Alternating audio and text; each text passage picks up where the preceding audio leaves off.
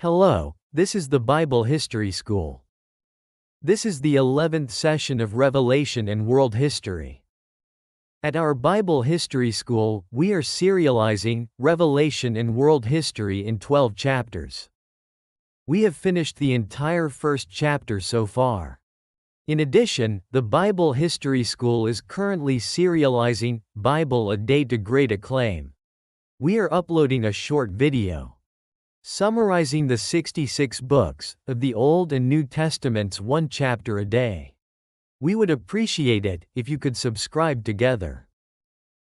If you just read the Bible, there are many parts that are difficult to read and understand.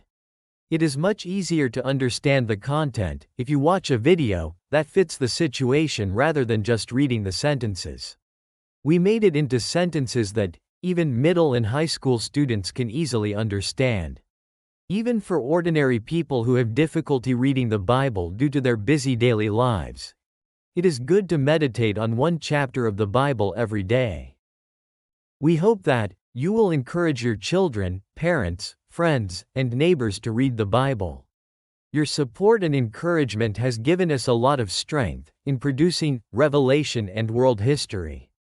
This video is a collection of the entire video, from Chapter 1, Section 1 to 15, of Revelation and World History.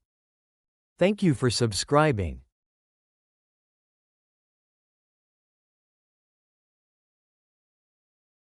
Hello, this is the Bible History School. This session is the first part of Revelation and World History. In the future, I plan to explain the main themes found in Revelation by comparing them with historical facts that have actually occurred in world history. Next, I will provide you with the table of contents for the series on Revelation and World History. We plan to continue the series according to this table of contents. Please subscribe a lot. The introduction states that the book of Revelation is the most controversial book among the 66 books of the Bible that are currently recognized as canonical. Among the reformers, figures like Zwingli and Luther had doubts about the canonicity of Revelation, and it is also the only book of the Bible for which Calvin did not write a commentary. In modern times, the Church no longer questions the canonicity of Revelation. However, its interpretation remains a topic of controversy. The issue is whether the book of Revelation is a prophetic book or apocalyptic literature. If it is a prophetic book, it is interpreted that it was fulfilled at some point after the book of Revelation was written. Or if it has not yet been fulfilled, it will be fulfilled at some point in the future. On the other hand, the interpretation that the book of Revelation corresponds to apocalyptic literature means that the content recorded in the book of Revelation is not seen as prophecy. The perspective that views the book of Revelation as apocalyptic literature is one that no longer interprets the content of the book of Revelation, or the prophetic books of the Old Testament, as foretelling future events, that is, as prophecy. According to that interpretation, the Bible is not concerned with the future end, thousands of years later, but rather with the community of that time. In a world dominated by evil, where there seems to be no glimmer of hope, apocalyptic literature proclaims that the world ruled by evil will soon come to an end, and that God will directly defeat the forces of evil and save the saints. Therefore, the purpose of writing apocalyptic literature is not to inform people living thousands of years in the future about the end times, but rather to instill courage and hope in the suffering community of the present. In Revelation chapters 11 to 2, it states, the revelation of Jesus Christ, which God gave him to show his servants what must soon take place. He made it known by sending his angel to his servant John, who testified to the word of God and to the testimony of Jesus Christ, even to all that he saw. This book does not describe various theological perspectives or interpretive methodologies regarding the book of Revelation. If what John wrote down is the book of Revelation, then the content of this book presents actual history. that appears to have the same or similar characteristics as the text recorded in the book of Revelation, arranged within the context of world history. The book of Revelation is interpreted not as apocalyptic literature, but as prophecy. Things that will surely happen are viewed as events that will occur within history, and they have been excavated from world history.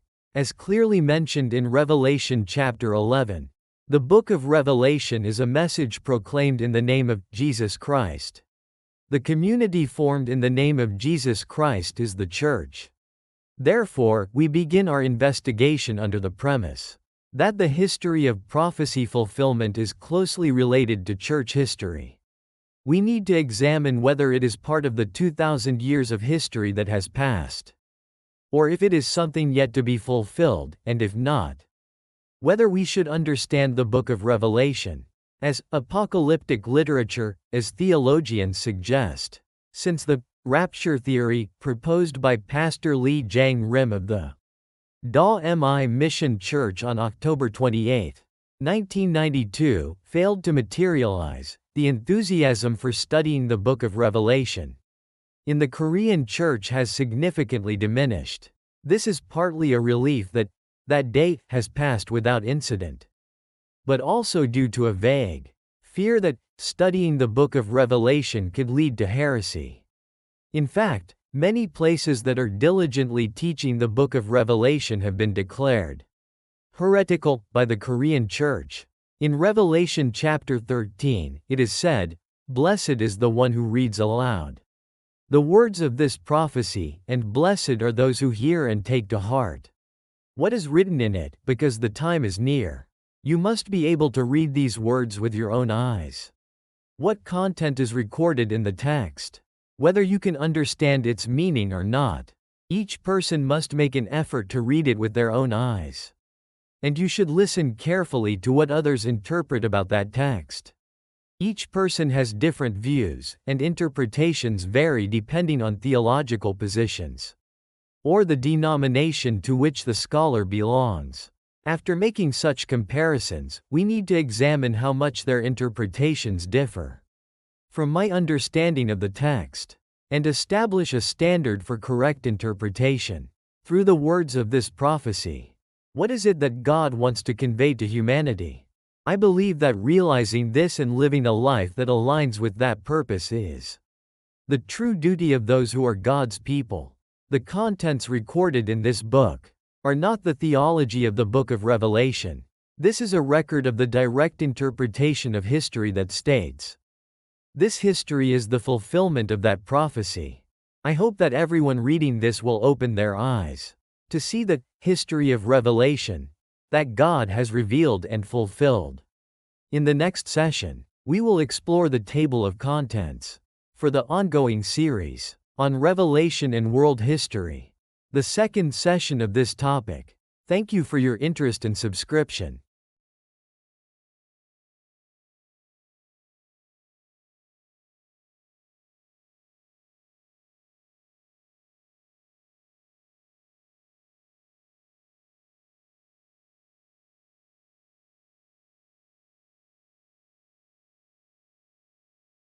This is the second session on the book of Revelation and world history. In this session, I will inform you about the table of contents for the upcoming series on the book of Revelation and world history. Table of contents. Chapter 1, The Identity of the Beast with 7 heads. Section 1, Symbolic terms of the book of Revelation and their historical realities. Section 2, Gog and Magog. Section 3, The Soviet Union, Union of Soviet Socialist Republics. Section 4, The Beast with 7 heads. Section 5, The Duration of Babylon. Section 6, The Soviet Union and Russia. Section 7, The Establishment and Dissolution of the Soviet Union. Section 8, 5 have fallen, and 1 is. Section 9, The Eighth King. Section 10, The 10 Horns. Section 11, The One Who Was Dead and Came Back to Life. Section 12, The Great City Babylon. Section 13, The Name of Mystery. Section 14. The nation drunk with the blood of saints, and the blood of the witnesses of Jesus. Section 15. The Red Beast. Chapter 2. The destruction of the great city Babylon. Section 1. 2 days. Section 2. The one who holds the sickle. At harvest time. Section 3. The Great Coalition, that destroys Babylon. Section 4. Each will return to their own people, to their homeland. Section 5. The Fall of Sheshach. Section 6. The one seated as queen. Section 7. The merchants and craftsmen of Babylon. Section 8. Babylon divided into 3 parts. Chapter 3. 666, 666. Section 1. A beast with 2 horns like a lamb. Section 2. The number of the name. Section 3. Idol worship. Section 4. Is 666 the same as the Antichrist? Section 5. The day in 666. The meaning of the name. Chapter 4. The 144,000 sealed ones. Section 1. Is the number 144,000 a literal count? Section 2. The 144,000 and the organization of the Korean Church. Section 3. The rising sun and the Korean Peninsula. Section 4. The 12 tribes and the Korean Church. Section 5. The 7 churches of Asia. Section 6. The year of 1912. Section 7. The 2 witnesses. Chapter 5. The Jerusalem of the East. Section 1. The geographical features of Israel. Section 2. Countries divided by flowing rivers.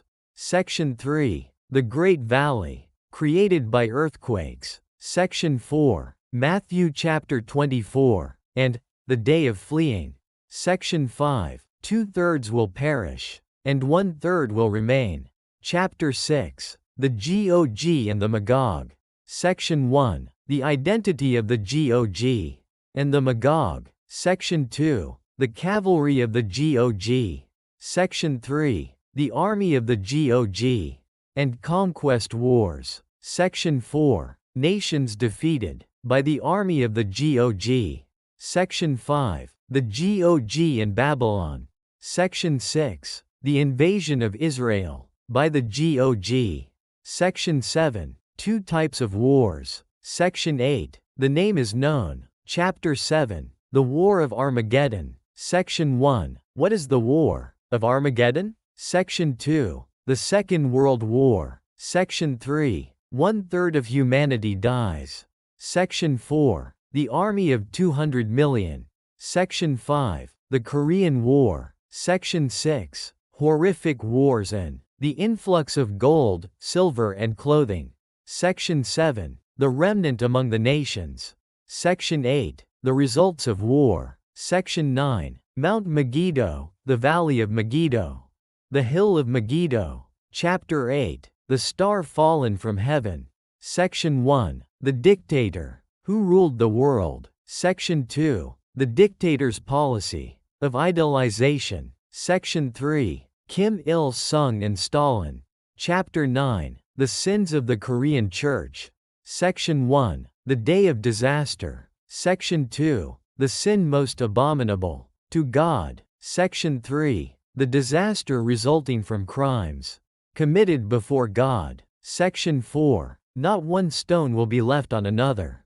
All will be thrown down.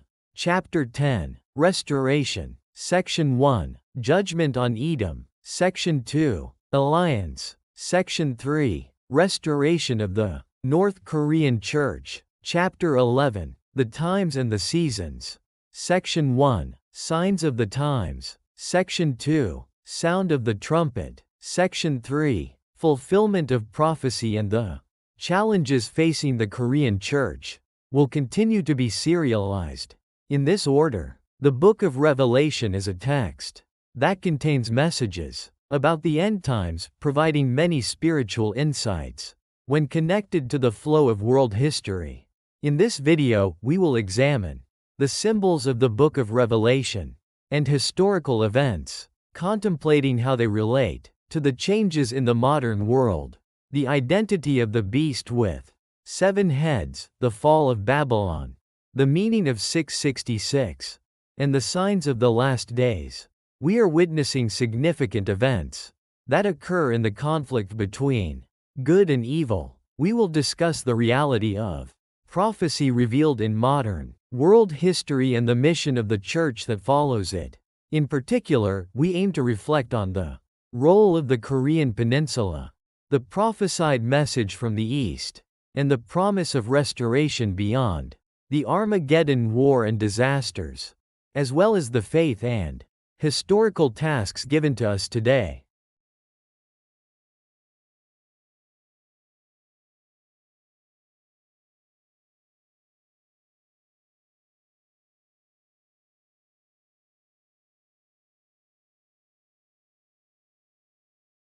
Hello, this is the Bible History School. This is the third session on the book of Revelation and world history. From this session onward, we aim to take the first step towards approaching various themes that appear in the text of Revelation. In order to complete the overall picture, we will consider what the symbolic expressions, like the beast, in the text, refer to in actual history, and how we should approach finding their meanings. Chapter 1. The identity of the beast with 7 heads. Verse 1. The symbolic terms of Revelation and their historical realities. The key to solving the issues of Revelation is to find any nation that corresponds to the beast with 7 heads and 10 horns that exists on earth. The nations referred to as beasts in the book of Daniel represent empires that have swallowed up various countries to establish a great nation. The process of a powerful nation occupying weaker ones to form a larger empire is likened to a strong beast devouring weak animals, and in the text of the prophecy, these empires are described as beasts. We need to identify the nation corresponding to this beast at the center of the prophecies recorded in the book of Revelation, to understand the reality of the nations being invaded and the persecution of God's people or the church by that nation. If the nation we are looking for has not yet appeared in the history of the earth, it would be a matter for the distant future, making it difficult for us living in the present to grasp its reality.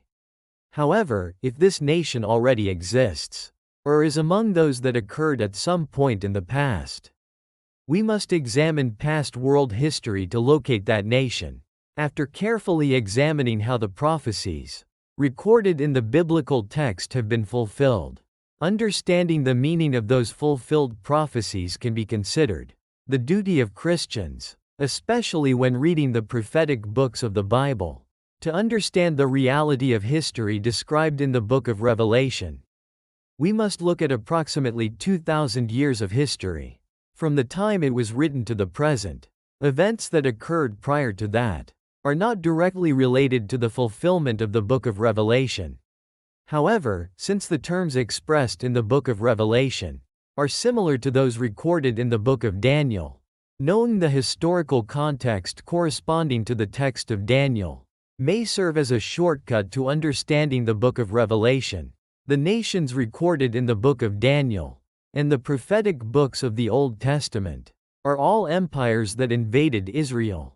The empires that occupied Israel include the Assyrian Empire, which destroyed northern Israel, the Babylonian Empire, which destroyed southern Judah, as well as the Persian Empire, the Hellenistic Empire of Alexander the Great, and finally the Roman Empire. Among them, the most frequently mentioned name is Babylon, and the book of Revelation also refers to the capital of that beastly nation as Great City Babylon, Revelation chapter 18, 2. Babylon, which shares the same name as the country, is the capital of the ancient Babylonian Empire, and the modern nation that stands on that land is Iraq.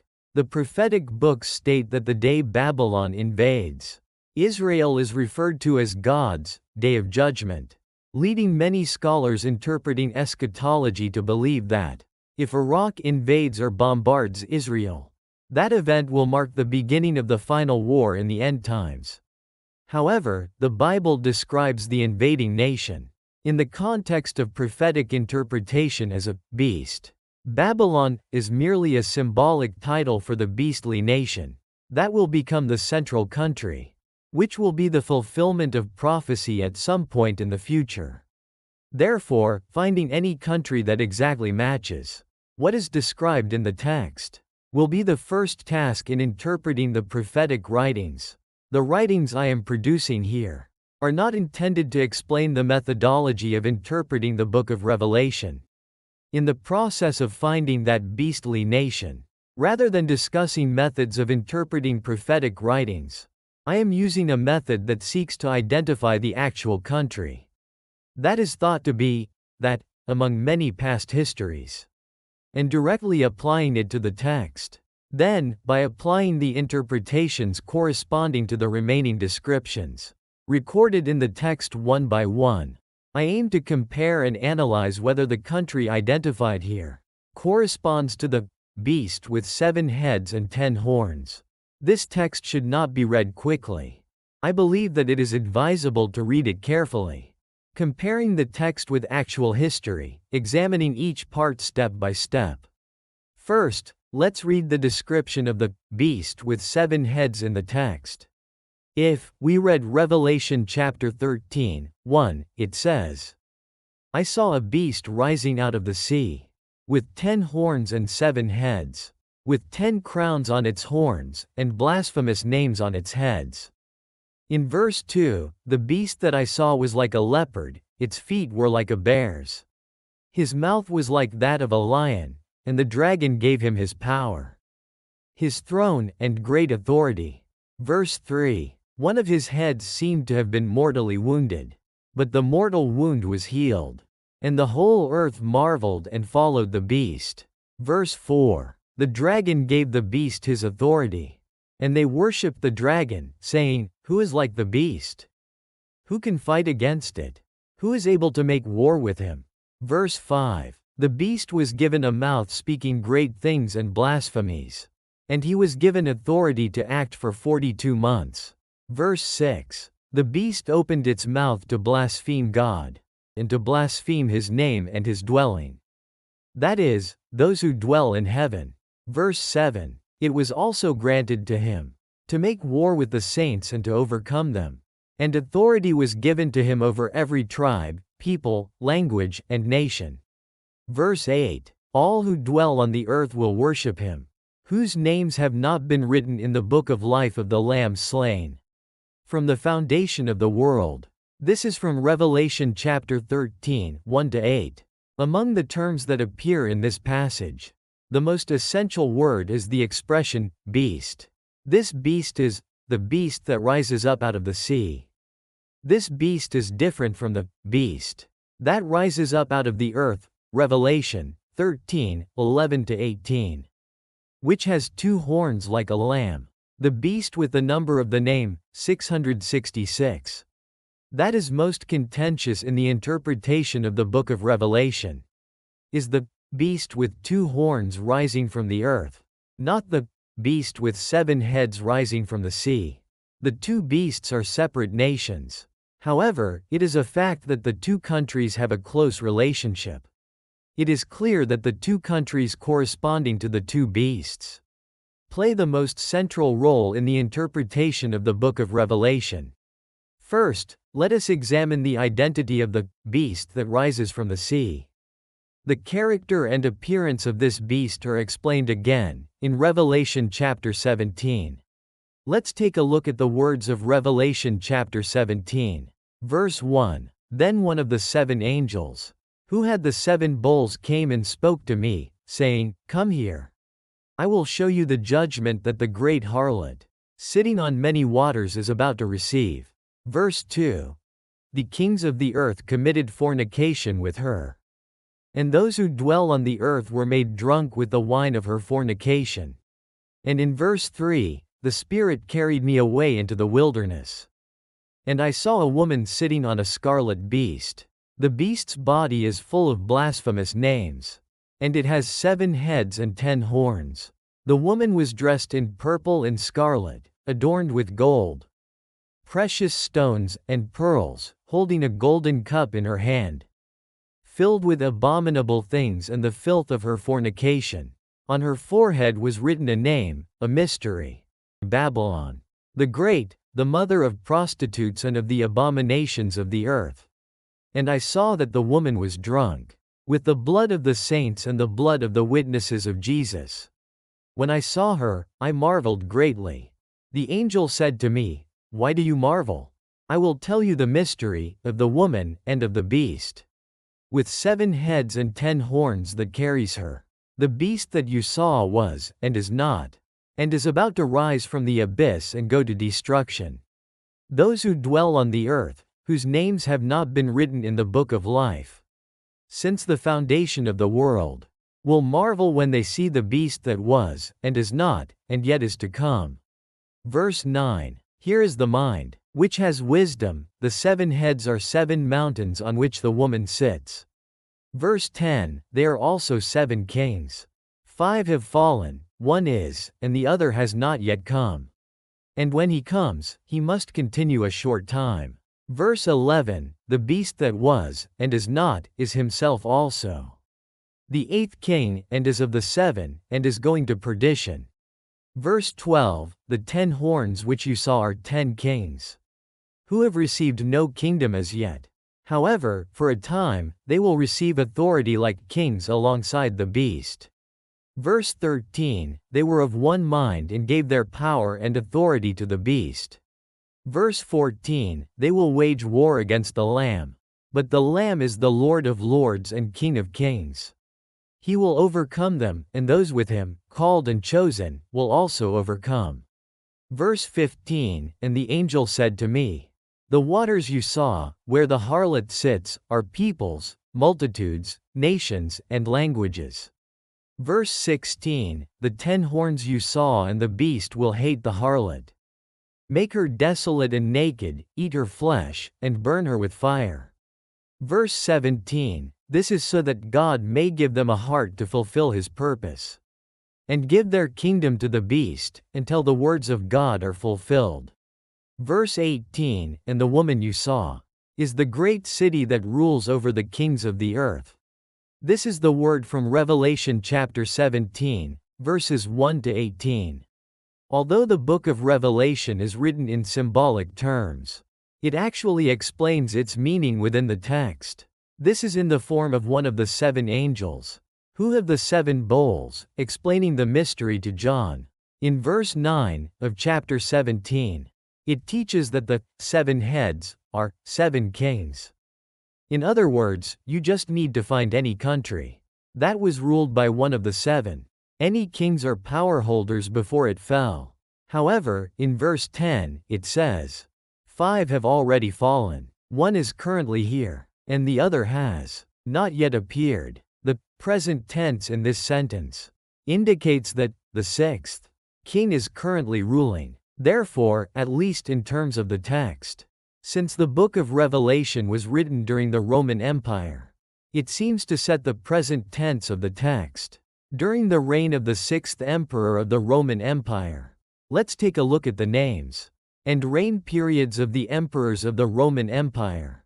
The first emperor, Augustus, reigned from 27 BC to AD 14. Tiberius, from AD 14 to 37. Caligula, from 37 to 41. Claudius, from 41 to 54. Nero, from 54 to 68. Galba, from 68 to 69. Otho, in 69. Vitellius, in 69. Vespasian, from 69 to 79. Titus, from 79 to 81. Domitian, from 81 to 96.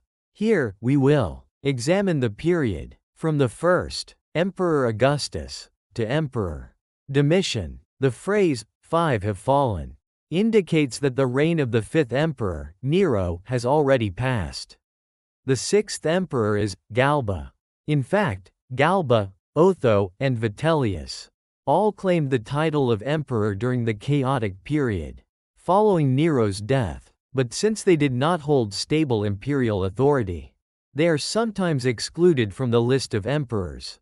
One reason for this is that it is assumed that the time when John, who recorded the book of Revelation, was exiled to the island of Patmos corresponds to the reign of Emperor Domitian. This is because Emperor Domitian persecuted Christians. And some interpret this Domitian as the eighth king mentioned in Revelation chapter 17:11. Then the sixth king would be Vespasian.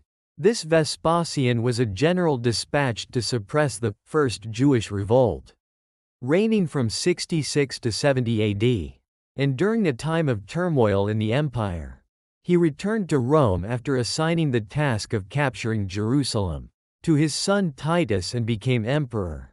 The important thing is that when interpreting the Old Testament prophecies, God used Babylon as a rod to punish Jerusalem. And then, as a punishment for his people, God would destroy Babylon. Here, if we see the Roman Empire that destroyed Jerusalem as Babylon, it is believed that shortly after the fall of Jerusalem, the Roman Empire would also fall, fulfilling the prophecies recorded in the Bible. Therefore, both Vespasian, who was responsible for the fall of Jerusalem, and his son Titus, became emperors of the Roman Empire. And this period can be considered a precursor to the fall of the Roman Empire. However, the Roman Empire did not fall at that time. If it is said that the eighth king will destroy Jerusalem, it could refer to Vespasian, who was the emperor at the time of Jerusalem's fall in 70 AD. However, the text states that the empire will fall during the time of the eighth king. Yet, since the Roman Empire did not fall after that, this beast is not the Roman Empire. After that, the Roman Empire became a Christian nation. The Byzantine Empire, which was the Eastern Roman Empire, after the split between East and West, was also a Christian nation, since the time it separated from the Western Roman Empire. And its history continued for 1,000 years. Therefore, there are no similarities to the beast described in the book of Revelation. If the book of Revelation describes events that will inevitably occur in history, we must look for a history that matches the depiction in the text elsewhere.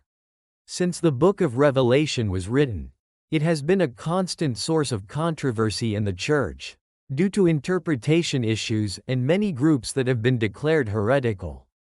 In the Korean church, are mostly denominations that interpret the book of Revelation. There are many commentaries and interpretations of the book of Revelation, but there are not many practical examples that can be shown as its fulfillment in world history. However, the figure with the number 666 has been defined as the Antichrist, who terrifies the world and persecutes God's people, with various interpretations about who he might be. Many examples have been presented, from the most frequently mentioned, Emperor Nero, to Hitler of Germany, who instigated World War II, but the identity of the beast with 7 heads has not been discovered. Thus, some interpretations have presented the book of Revelation not as a history of the future, but merely as a document reflecting the reality faced by Christians at the time it was written. In this book, we aim to identify the countries corresponding to the beast with 7 heads and 10 horns and the beast with 2 horns, like a lamb, throughout the history of the past 2,000 years. In the Bible History School, starting from the next session, we will examine Gog and Magog, as well as the Soviet Union, in order to approach the reality of the beast with 7 heads. We appreciate your continued interest and subscriptions. Thank you.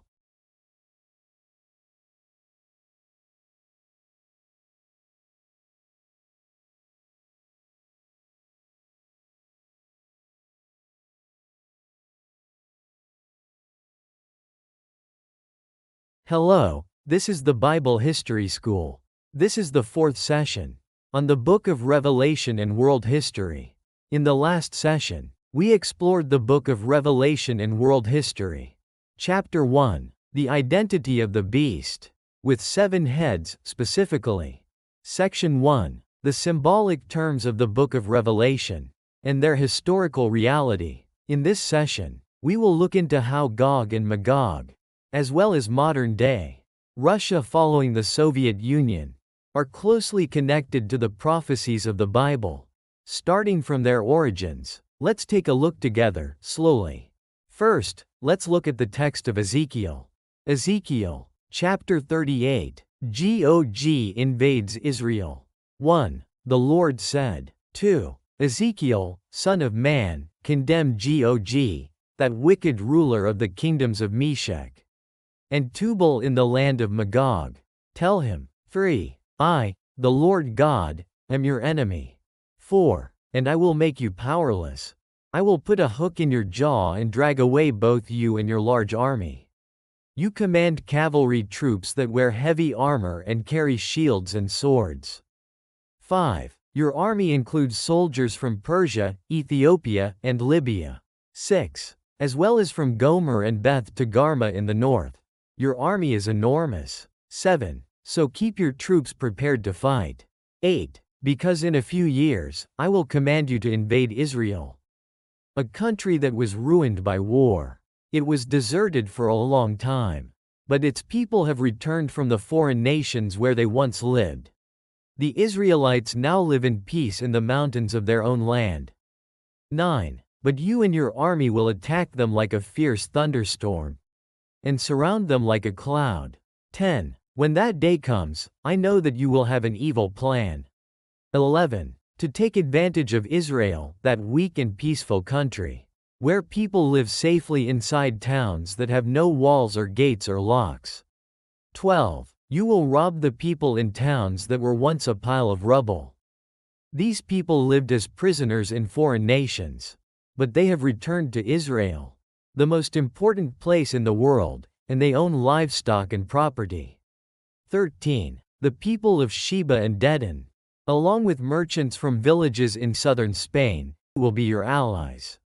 They will want some of the silver and gold, as well as the livestock and property that your army takes from Israel. 14. I, the Lord God, know that when you see my people Israel living in peace. 15. You will lead your powerful cavalry from your kingdom in the north. 16. You will attack my people like a storm cloud that covers their land.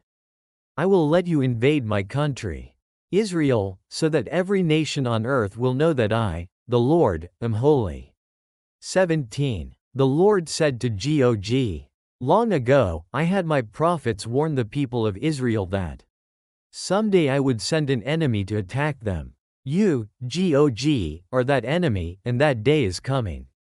Schofield, who is known as a representative generationism theologian, claims in his annotated Bible that Gog and Magog, in Ezekiel chapter 38, are northern forces led by Russia.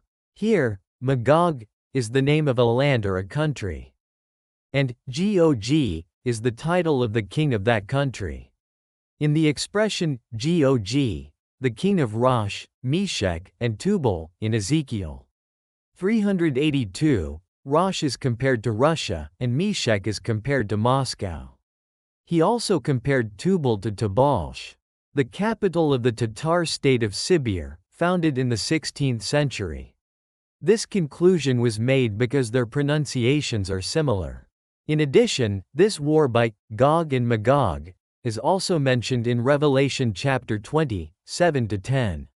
He interprets that if the northern forces led by Russia come to attack Jerusalem, the war will be the War of Armageddon, mentioned in Revelation chapter 16:16. Everett Carver refutes this interpretation, saying, the similarity in the spelling of the words is not a basis for equating the two words. Nevertheless, many other scholars have interpreted that the red beast of the north that will attack Israel in the last days will be the Soviet Union. However, after the collapse of the Soviet Union, we no longer see such interpretations. This may be because, although the Soviet Union was a threat during the Cold War, it was no longer an empire after the collapse of the Soviet Union. And so it was concluded that such a thing would no longer happen. However, in this article, I will re-examine the history of the Soviet Union, explore the secrets of the beast, and see how history progresses. Section 3. Union of Soviet Socialist Republics. The Soviet Union, which was established in December 1922, and boasted of its power as a communist powerhouse, declared the dissolution of the Union in December 1991 and disappeared into the back alleys of history. After World War II, Eastern Europe and North Korea became communist. After that, Vietnam became communist following China. And many countries around the world were worried that they would be communized by the Soviet Union. As the Cold War continued, many countries were concerned that the Soviet Union's expansion policy would be revived when the invasion of Afghanistan began in 1979. However, following the collapse of the Berlin Wall in Germany on November 9, 1989, the domino collapse of the communist regimes in Eastern Europe began. And in December 1991, the Soviet Union, which was the leading power among communist countries, was dissolved. And the Red Empire of Terror gradually disappeared from people's memories. The results of this history have also brought about changes. In the interpretation of the Book of Revelation, the voices of those who shouted that the Red Beast, coming from the north, would be the Soviet Union have become quieter. And the books of scholars who say, such history will no longer happen, have filled the bookstores. Furthermore, the voices of the Nostradamusists, who claimed that the end of humanity might come in July 1999, seem to have become quieter as the 21st century approaches. It is just like the claim of the Dami Mission Church, which claimed the rapture on October 28, 1992. When nothing happened on that very day, their loudspeaker sound stopped, and as time passed, even the fact that such an event occurred disappeared from people's memories and interest. Until October 1992, when the Dami Mission Church had suggested, all Korean churches were interested and nervous about what would happen, but when nothing happened, they treated it as a surprise commotion at the end of the century. And it was forgotten by church members. And even studying the Book of Revelation in church became indifferent. Now, let's take a closer look at the Soviet Union, which has become a fossil of 20th century history. Next time, let's take a closer look at the identity of the seven-headed beast. Section 4, the seven-headed beast. Section 5, the duration of Babylon. Section 6, the Soviet Union and Russia. Section 7, the establishment and dissolution of the Soviet Union, etc. We will learn about this. Thank you for your interest and subscription. This was the Bible History School. See you next time. Thank you very much.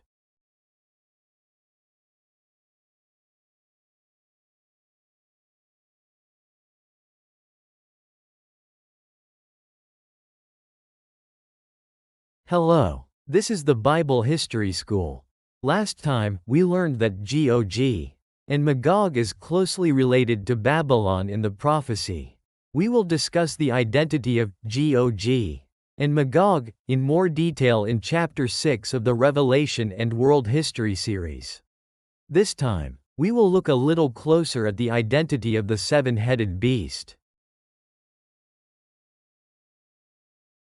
Section 4. The seven-headed beast. The Goryeo dynasty of Korea was ruled by 33 kings. From the first king, Taezo, to the 33rd king, Changwon, from 918 to 1392.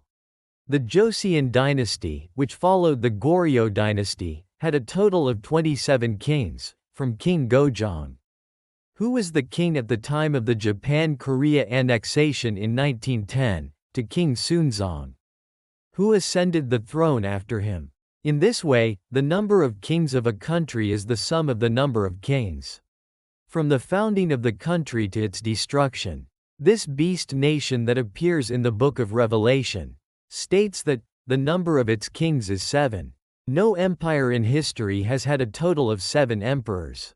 However, after the fall of the Soviet Union, when we looked into it, we found that the number of the highest leaders of the Soviet Union was coincidentally 7. The list is as follows: Lenin, Stalin, Khrushchev, Brezhnev, Andropov, Chernenko, Gorbachev. These 7 people, from Lenin to Gorbachev, are sometimes called the Kremlin leaders. However, even if the number of people who reigned as the highest powers of the Soviet Union is 7, we cannot hastily conclude that the 7-headed beast mentioned in the Book of Revelation is the Soviet Union, only when the descriptions of this beast nation, Babylon, and its characteristics throughout the prophecy are consistent. Can we say, that nation is this nation? Verse 5. The duration of Babylon. There is no mention of the duration of Babylon's rule in the Book of Revelation. However, there is a passage in Jeremiah 25 that foretells that Israel and many nations will be ruled by Babylon for 70 years. Let's look at Jeremiah 25:9. And now I will let you be attacked by nations from the north, and especially by my servant, King Nebuchadnezzar of Babylonia. You and other nearby nations will be destroyed and left in ruins forever. Everyone who sees what has happened will be shocked, but they will still make fun of you. 10. I will put an end to your parties and wedding celebrations. No one will grind grain or be here to light the lamps at night. 11. This country will be as empty as a desert, because I will make all of you the slaves of the king of Babylonia for 70 years. 12. When that time is up, I will punish the king of Babylonia and his people for everything they have done wrong, and I will turn that country into a wasteland forever. 13. My servant Jeremiah has told you what I said I will do to Babylonia and to the other nations. And he wrote it all down in this book. I will do everything I threatened. Jeremiah 25:9-13. This is interpreted as referring to the fact that the kingdom of Judah would be liberated from captivity 70 years after being taken captive by the Babylonian Empire. The book of Daniel also confirms this by mentioning the name of the prophet Jeremiah. The same number of years also appears in Daniel 9:1-2. Some years later, Darius the Mede, who was the son of Xerxes, had become king of Babylonia.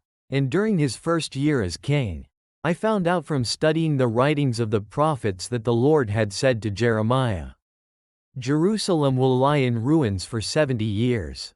Daniel 9:1-2. However, there is a part in the Gospel where Jesus quotes the book of Daniel again, which is called the Apocalypse of the Gospel.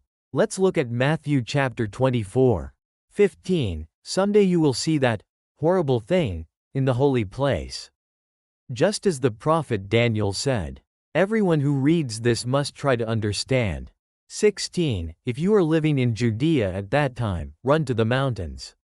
17. If you are on the roof of your house, don't go inside to get anything. 18. If you are out in the field, don't go back for your coat.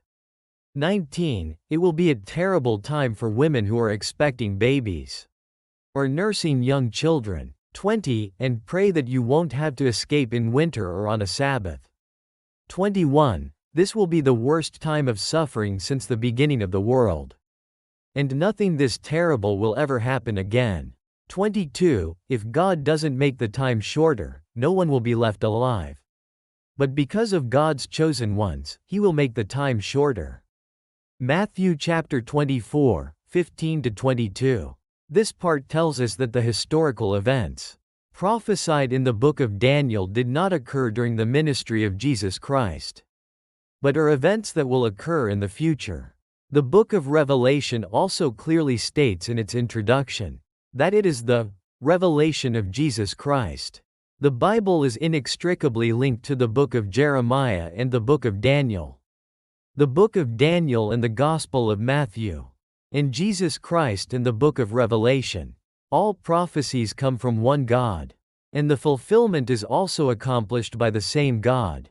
Babylon in the Old Testament and Babylon in the book of Revelation may refer to the same object. In order to do so, when the image is drawn in, the two blueprints are assembled in actual history and match, it is revealed as fact. Let's find out if there was an empire that ruled the world for 70 years. And then fell 70 years later. Section 6. Soviet Union and Russia. We are now looking at the Soviet Union.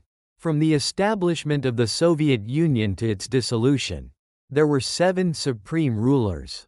If Babylon in the book of Revelation and Babylon in the book of Jeremiah were the same empire, then the Soviet Union should have lasted 70 years. The Bolshevik Revolution occurred in Russia and the Communist Soviet regime was established in 1917. The Soviet Union was dissolved in December 1991. If converted to a period, it is 74 years. Although the period is somewhat similar, it does not exactly match 70 years. If the life of the prophecy lies in accuracy, then this can be considered a rather large error. However, there is one thing that has been overlooked here. That is the fact that Russia and the Soviet Union are not the same entity. At first glance, the Communist Revolution occurred in Russia, and the revolutionary forces sat on the throne of the Soviet Union. So they seem to be the same entity. However, if we look more closely, the two are remarkably different. Russia was only a republic that was a member of the Soviet Union. After the formation of the Soviet Union, although the Russian Republic was the largest republic within the Soviet Union, Russia was not the Soviet Union. The Soviet Union was a federation formed by the union of several republics. Russia is a single state. Unlike Russia, the Soviet Union is a federation of several states or republics. That is, a federation. We need to look a little more closely at the reality of the Soviet Union. Let's look at Revelation chapter 17, 9-13 again. 9. Anyone with wisdom can figure this out. The 7 heads that the woman is sitting on stand for 7 hills. These heads are also 7 kings. 10. 5 of the kings are dead. One is ruling now, and the other one has not yet come. But when he does, he will rule for only a little while. 11. You also saw a beast that used to be and no longer is. That beast is one of the 7 kings who will return as the 8th king, but only to be destroyed. 12. The 10 horns that you saw are 10 more kings, who have not yet come into power. And they will rule with the beast for only a short time. 13. They all think alike and will give their power and authority to the beast. As we can see in this text, there is another 8th king. However, this 8th king is mentioned as one of the 7 heads. And in verse 12, there are 10 other kings. Other than the 7-headed beast, 10 horns appear. If you do not know the reality of history, and only look at the text, you will wander in confusion. Next time, we will look at how this 8th king is related to the 7-headed beast in actual history. Please show much interest and subscribe. This was the Bible History School. Thank you very much.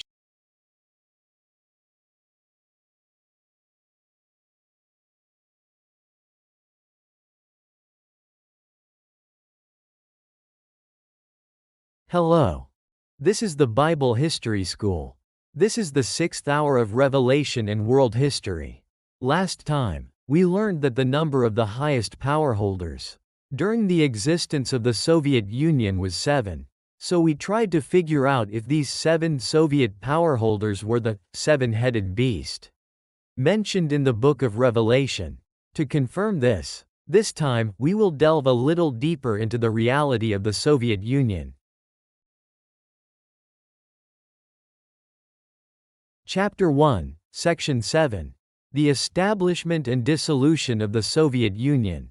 The October Revolution of 1917 in Russia succeeded and the Russian-Soviet regime was established. However, it did not immediately become the Soviet Union. In 1922, the head of the Central Committee was Lenin. On April 2, 1922, Stalin was appointed as the party's general secretary, but less than 2 months later, On May 26, Lenin suffered a stroke. When Lenin could not attend the Central Committee or the Kremlin, the Secretariat's agents took the lead in establishing policies for the entire country.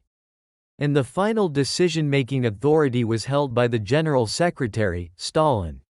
The Soviet Union was established in December 1922, when the Transcaucasian Republic Azerbaijan, Armenia, and Georgia and the four republics of Russia, Ukraine, and Byelorussia joined together to form the Union of Soviet Socialist Republics.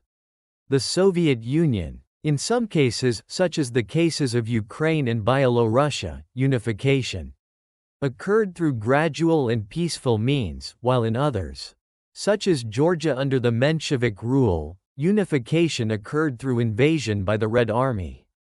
As a result of this invasion, Georgia, Armenia, and Azerbaijan were united to form the Transcaucasian Soviet Socialist Federal Republic. On this basis, the 10th All-Russian Congress of Soviets held in December 1922 concluded a federation treaty between the four Soviet Socialist Republics, establishing the Union of Soviet Socialist Republics. After that, if you add the additional republics that joined after World War II, the Soviet Union consisted of 15 republics in total: Russia, Ukraine, Belarus, Kazakhstan, Uzbekistan, Turkmenistan, Kyrgyzstan, Tajikistan, Moldova, Georgia, Armenia, Azerbaijan, Latvia, Lithuania, and Estonia. The year the Soviet Union was established was 1922, and the year it was dissolved was 1991. So it has been exactly 70 years if you calculate it by years. Readers will already see something at this point. The number of the most powerful people in the Soviet Union is 7. The seven-headed beast. The 70-year lifespan of the Soviet Union, the 70-year reign of Babylon. This is why I have focused on the true nature of the Soviet Union. While interpreting the Book of Revelation, this is only the beginning of knowing the true nature of something. To know the main body, you have to fit all the remaining pieces of the puzzle together. Let's go into it and take a closer look to see if this Soviet Union is indeed the seven-headed beast that appears in the Book of Revelation. Chapter 1, Section 8. 5 have fallen, 1 is. Let us look at the words of Revelation chapter 17:9. Here is a wise thought. The 7 heads are 7 mountains on which the woman sits, and they are 7 kings. 5 have fallen, 1 is, and the other has not yet come. But when he does come, he must remain a little while.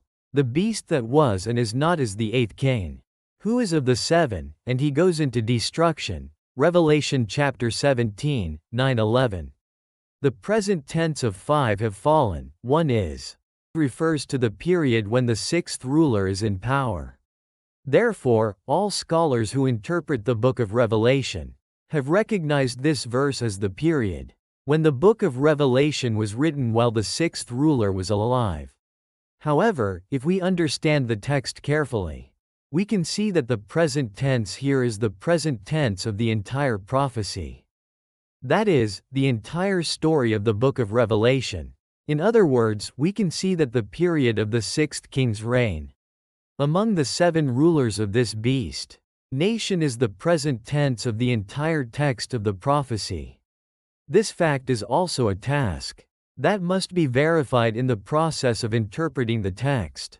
5 have fallen. The era of the 5 rulers, Lenin, Stalin, Khrushchev, Brezhnev, and Andropov, is over. 1 exists. The current period is when Chernenko is ruling. The other has not yet arrived. But when he does, he will certainly continue for a short time. The 7th ruler is Gorbachev, and his power will not last long. Here, the 6th ruler, Chernenko, is not a very important person. In fact, his reign was the shortest. However, the reason the 6th in the text of the prophecy is the present tense is to emphasize the description of the final ruler, who will bring about the fall of the empire. Using the present tense as the time before the seventh ruler, the last person, ascends to the throne. We must now solve a crucial problem. We must find out who the eighth king is, who is among the seven heads.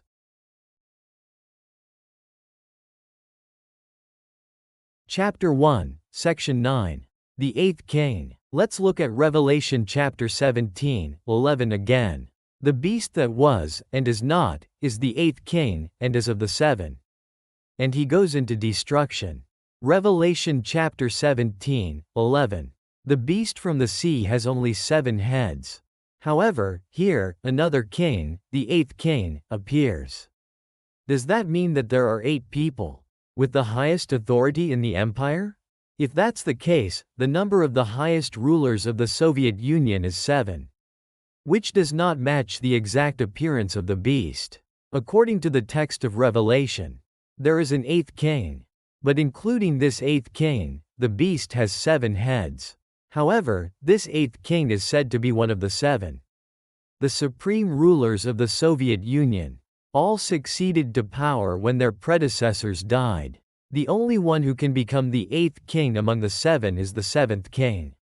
In other words, the 7th king, Gorbachev, will become the 8th king again.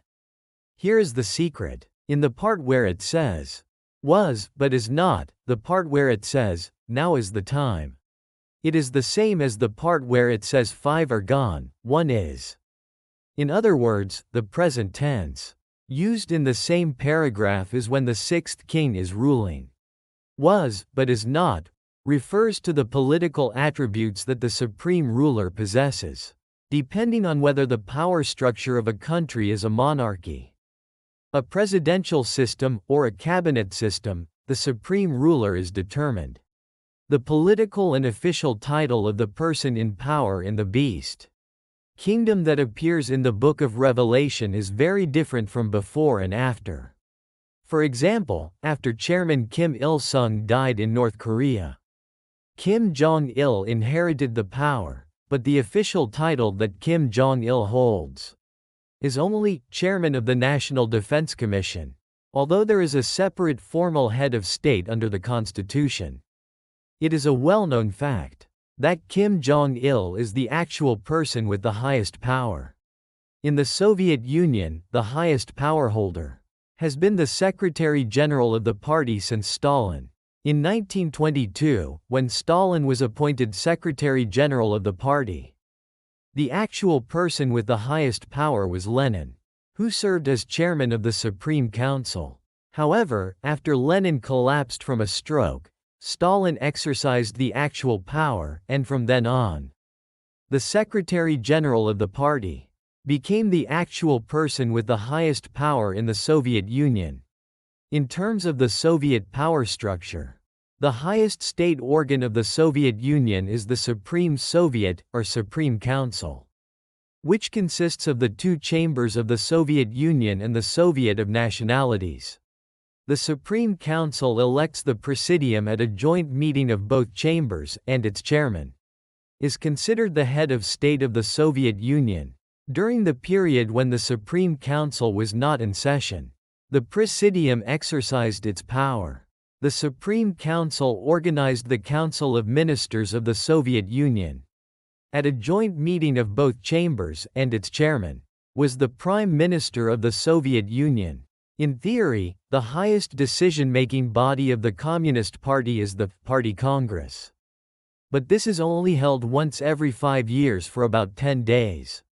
The Central Committee, which is elected at the Party Congress, directs all activities during the period when the Party Congress is not in session, and elects the Politburo, Secretariat, and Secretary General of the Central Committee. Therefore, in reality, this Central Committee can be said to be the highest organ of the Communist Party of the Soviet Union, and its core is the Politburo and Secretariat, and the Secretary General is the one who leads them. Therefore, in the Soviet Union, the Secretary General of the Communist Party was more important than the nominal head of state, the chairman of the Presidium of the Supreme Council, or the chairman of the Council of Ministers, who was the equivalent of the Prime Minister. Now, the question is, who is the eighth king? The most highlighted part of Chapter 1 of Revelation and World History. He is the person who leads the Red Empire to destruction. The eighth king is Gorbachev himself, the seventh king. The other has not yet come. But when he does, he will certainly remain for a short while. This means that when the first king ascends to the throne, he will certainly maintain the previous form of power for a short while. Gorbachev also rose to the position of the highest authority in the Soviet Union. As the Secretary General of the party, the eighth king is not the king as the Secretary General. Who was the king up to the seventh? In March 1985, Gorbachev was elected as the General Secretary of the Communist Party of the Soviet Union, and in May 1989, he was elected as the President of the Union by establishing the presidential system. Here is the secret. What does it mean that the seventh king will continue for a while? Gorbachev briefly maintained his position as the highest authority in the Soviet Union, as the General Secretary of the party, and then transitioned to a de facto one-man ruling system, called the presidential system, and ascended to the position of the President of the Union. He ascended to the position of another king, with a different power structure than the previous 6 kings. Gorbachev ascended to the highest position of political power, as the President of the Union, not as the 7th king's title of General Secretary of the Communist Party. There was, but now there is no more, refers to a ruling system in which a single head of state, like a king or president, runs the government. Here, the point is when the present tense of now is. Since the time when the 6th king is ruling in the text, 5 have fallen and 1 remains. Should be considered the present tense of the entire text of the prophecy. Up until the 6th king, Chernenko, he acted as the party secretary and the highest authority in the country. In terms of the law and power structure, the power system by a single commander-in-chief like a king or president is explained as, not now. The party secretary became the highest authority in the Soviet Union, after Stalin became the first party secretary and formed the Soviet Union in 1922. There were single-person powers like kings before the Soviet Union. The Tsar was that. While the beast state, the Soviet Union, was in power, that is, until the 6th ruler. The one-man ruling system like the king disappeared, but it was revived when Gorbachev, the 8th ruler of the Soviet Union, became the head of state as the President of the Union. He will go into destruction. This means that this beast kingdom will be destroyed, while the 8th king is in power, and in fact, the Soviet Union was destroyed during the term of the 8th king, the President, Gorbachev. In March 1990, Estonia, Latvia, Lithuania, and the 3 Baltic countries declared independence. Gorbachev, who was concerned about the dissolution of the Soviet Union, came up with a new plan, the Union of Sovereign States, which was different from the existing Soviet federal system, to resolve this crisis. Thus, Gorbachev proposed a compromise plan called the New Federation Treaty. On November 15, 1990, this was a form in which the authority of the existing Soviet Union government was largely transferred to each republic, so that each republic would have more political sovereignty than before, and the Soviet Union would actually have only the role of an economic integration body, and the authority to handle defense and foreign affairs. Due to these political actions of Gorbachev, a coup d'état took place on August 19, 1991, led by hardline conservatives who were concerned that these measures would actually bring about the collapse of the Soviet Union. However, due to the leadership of Yeltsin, who became the directly elected president of the Russian Federation, and strong opposition from Western countries, the coup ended in 3 days. After that, Gorbachev resigned as General Secretary of the Communist Party and declared the dissolution of the Communist Party. but he was unable to rebuild the empire that had already begun to collapse. Finally, on December 25, 1991, Gorbachev resigned as president of the Soviet Union and declared the dissolution of the Soviet Union. Coincidentally, this day was the day that Western churches celebrated as Christmas. For reference, Christmas celebrated by the Russian Orthodox Church is on January 7. During the Cold War, the Red Beast, called the Soviet Union that had made many countries tremble in fear of communization, disappeared into history. Although it was expressed as the eighth king, it was already said that the beast had 7 heads when describing its appearance. In other words, we can see that there were only 7 people. The 8th king is the one who belongs to the 7, that is, the 7th king, Gorbachev himself. And the expression 8th king refers to the legal form of power, which is the attribute of the powerful. We are finally peeling off the secret shell of this 7-headed beast, one by one. In order for the interpretation of the identity of the 7-headed beast revealed this time to be correct, there is one more task left. That is, it will be certain only after the identity of the 10 horns that appear in Revelation chapter 17:16 is revealed and compared. Next time, let's dive into the abyss of the prophecy to find out about who do these 10 horns refer to. This was Bible History School. Thank you very much.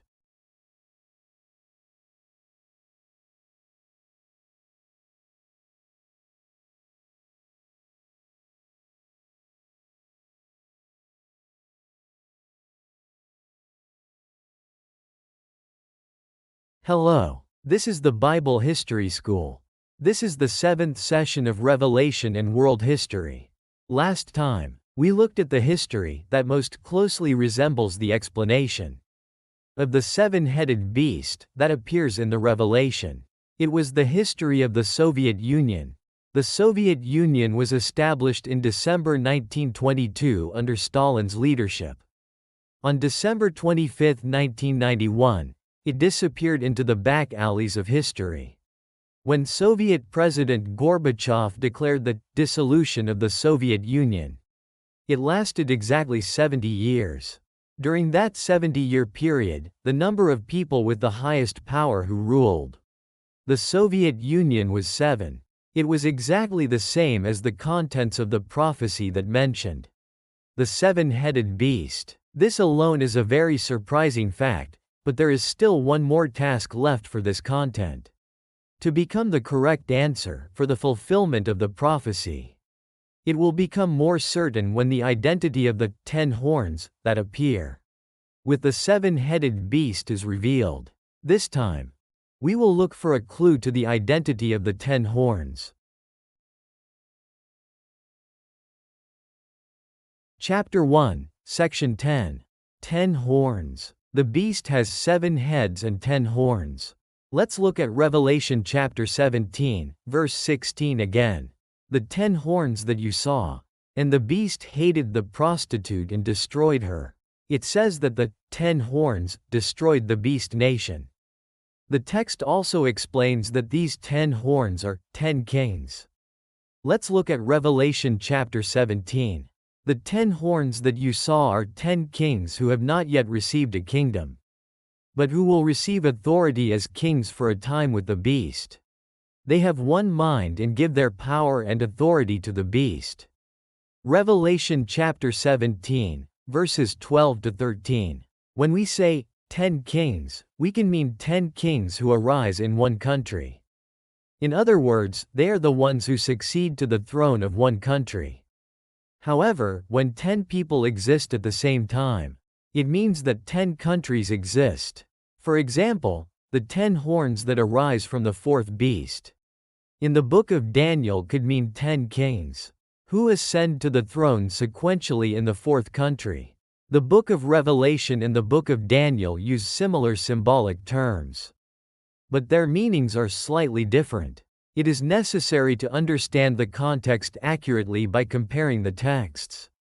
Let's look at the words of Daniel chapter 7. Thus says the one who was present, the fourth beast will be a fourth kingdom on earth, which will be different from all the other kingdoms, and it will devour the whole earth. Trample it down and crush it. The 10 horns are 10 kings who will arise from that kingdom. After them another will arise, who will be different from the first ones, and will subdue 3 kings. Daniel 7:23-24. The 10 horns that appear in the book of Daniel mean 10 kings who ascend to the throne sequentially in one country. Unlike the book of Daniel, the 10 horns in the book of Revelation represent 10 kingdoms. This can be seen in the phrase has not yet received a kingdom. The time point of not yet here is the same as the time point mentioned earlier, when it says 5 have fallen and 1 is. That is, the time point when the 6th king is ruling. This is a very important point, that the time point should be applied equally in all explanations of the beast nation. The phrase has not yet received a kingdom until the 6th king has ruled shows that these 10 horns will only receive a kingdom after the beast is destroyed. After the collapse of the Soviet Union, each of the republics that comprised the Soviet Union gained independence. However, the total number of republics that comprised the Soviet Union is 15. Russia, Ukraine, Belarus, Kazakhstan, Uzbekistan, Turkmenistan, Kyrgyzstan, Tajikistan, Moldova, Georgia, Armenia, Azerbaijan, Estonia, Latvia, Lithuania. There are 15 of them. The Soviet Union was formed by these 15 republics. So in the text, the 10 horns gain a country should mean 10 republics gain new countries. But the number of republics was 15. If so, the prophecy in the text does not match the actual history. So it can be said that it is not an exact fulfillment of the prophecy. However, if we look a little closer at history, we can find the secret key. In March 1990, the 3 Baltic countries of Estonia, Latvia, and Lithuania declared independence. The 3 Baltic states had gathered on August 23, 1989. The 50th anniversary of the Molotov-Ribbentrop Pact, which handed over rights to the region to the Soviet Union, to show the world their desire for independence. They held the Baltic Way protest, a human chain of 600 kilometers, the longest in history.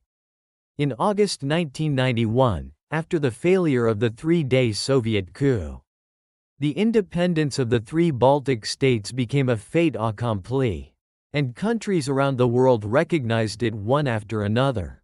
On September 2, the Soviet authorities finally recognized the independence of the 3 Baltic states, making them independent states.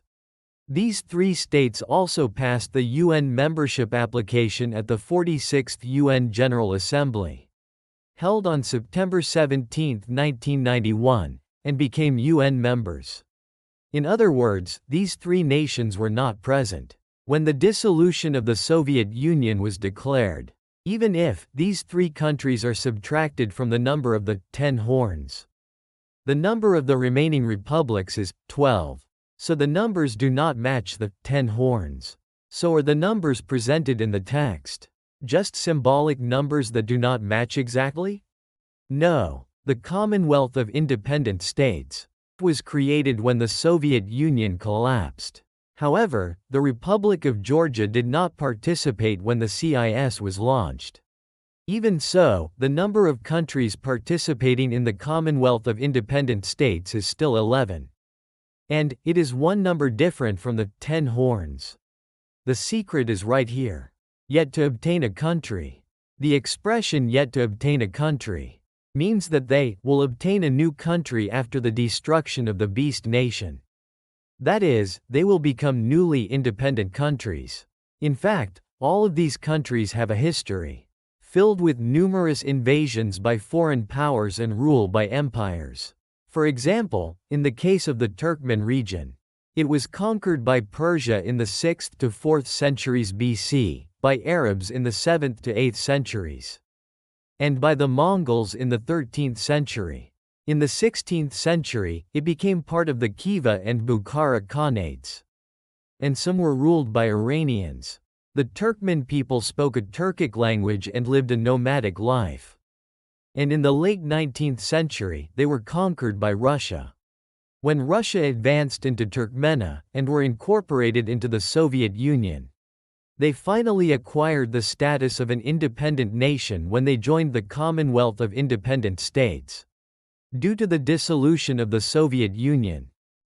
In the case of Ukraine, Ukraine served as a passageway for various ethnic groups, from ancient times to the Middle Ages, and was ruled by the Scythians, Sarmatians, Goths, Huns, and Avars. In the 8th to 7th centuries BC, through the Greek colonies established on the northern coast of the Black Sea, it was influenced by Mediterranean civilization.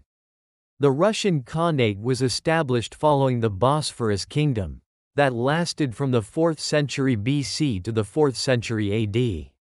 This Russian Khanate achieved the first political unification of East Slavs during the Kievan era. In the 10th to 12th centuries, however, after the Kievan Rus collapsed due to the Mongol conquest in the 13th century, the Gallic Volhynia Principality was established, and lasted from the 13th to the 14th century. After that, Gallic was annexed by Poland and Volhynia by Lithuania. And in 1569, Ukraine came under Polish rule. Ukrainians formed the Ukrainian Kazakh group centered around peasants, who had fled from Poland and Lithuania and resisted Poland. In 1648, they started a war of independence, but the Grand Duchy of Moscow, which intervened in this war, agreed to the division of Poland and Ukraine. And in 1667, the right bank of the Dnieper River became Polish territory, and the left bank became Russian territory. After that, an autonomous Kazakh state, called Hetmanshina, was established in Russian Ukraine. In the early 18th century, the Hetman attempted independence, but was defeated by Peter the Great. And after being attacked by Catherine II, the Hetman state system was completely abolished in 1783. After that, Russia named this place Little Russia. After that, it pursued a strong Russification policy, such as introducing the serfdom system. Polish Ukraine became Russian territory, except for Gallic, due to the partition of Poland in the late 18th century. After the Russian Revolution in 1917, Russian Ukraine temporarily became independent, but soon became Sovietized after a fierce civil war, and Ukraine formed the former Soviet Union. Together with the three republics of Russia, Belarus, and Transcaucasia in late 1922. Refer to Pascal World Encyclopedia, Dongsio Cultural Publishing, 1996. Turkmenistan, Ukraine section. In this way, the countries that existed as republics of the Soviet Union, and then joined the Commonwealth of Independent States, did not properly have the appearance of independent states until just before they were incorporated into the Soviet Union. It was only after the dissolution of the Soviet Union that they finally had the appearance of independent states. However, one of the 11 countries that declared the Commonwealth of Independent States after the dissolution of the Soviet Union must be excluded from the 10 horns. That is, Russia. Russia was an independent country before the Bolshevik Revolution in 1917. And since it was also an empire, it is not a newly acquired country, that is, a newly independent country. The text of the Book of Revelation states as follows: while the beast lives, it has not yet acquired a country. But when the beast dies, the 10 horns will acquire a new country. These 10 countries are precisely the newly acquired independent countries. Since Russia is not a newly independent state, it should be excluded from the number of the 10 horns. The countries that have newly gained a country among the countries that participated in the Commonwealth of Independent States, excluding Russia, are all 10 countries, which exactly matches the number of the 10 horns. When the Commonwealth of Independent States, CIS was launched on January 1, 1992, Georgia, out of the 12 republics excluding the 3 Baltic states, withdrew due to internal affairs, and only 11 republics were launched. After that, Georgia joined the CIS in 1993, but declared its withdrawal again after the war with Russia in 2008. In addition, Turkmenistan withdrew in August 2005 and is participating as an associate member. So the total number of full members of the Commonwealth of Independent States as of 2009 is 10. To explain this situation again, after the Soviet Union was dissolved, the Baltic states were already excluded, leaving 12 republics. But since Georgia did not join the Commonwealth of Independent States, 11 countries came together to form the Commonwealth of Independent States. Among them, Russia was not a newly independent state, but had been an independent state for a long time, but was temporarily under the control of the Soviet Union. Therefore, after the destruction of the Soviet Union, the beast state, the number of newly acquired countries, that is, the number of newly independent states, was 10. They had one purpose and gave their power and authority to the beast. Revelation chapter 17, verse 13. The 10 horns that you saw and the beast will hate the prostitute, and will make her desolate and naked, and will eat her flesh and burn her with fire. Revelation chapter 17, verse 16. The Soviet Union is a union of these republics, and the supreme power of the Soviet Union was commanding all of these republics. Since the Soviets of each republic united to form a federal state, it is said that they gave their power and authority to the beast. In reality, the weak were forcibly merged by the strong. However, in terms of form, these countries united to form a strong country. That is, a federal state with strong power. The 10 horns, that is, the 10 republics, gave authority to the Soviet Union, the beast nation, and the supreme power of the Soviet Union. As a result of this Red Empire that was created in this way, the world trembled in fear of communism. The 10 horns destroyed the beast refers to the situation in which the Soviet Union automatically disappeared when these republics declared that they would become independent countries from the Soviet Union. The Soviet Union was able to survive by securing finances through contributions from each republic, and using that to pay the salaries of federal civil servants and soldiers. When each republic declared that they would no longer pay their mandatory contributions to the Federation, and would become independent from the Soviet Union, forming a commonwealth of independent states that had nothing to do with the Soviet Union, the salaries of federal civil servants could no longer be paid, since the soldiers were also automatically incorporated into the armies of their respective republics. The Soviet Union lost the physical power to prevent the independence of the republics, and eventually naturally collapsed. Many scholars have pointed to the European Union as the 10 horns, but this is due to a misreading of the text. The EU is an economic union formed by already independent countries. However, the 10 horns in the book of Revelation refer to new independent countries that will emerge after the beast is destroyed. It is not a phenomenon in which several countries come together to form one country, but a description of a new country that is created when an empire collapses.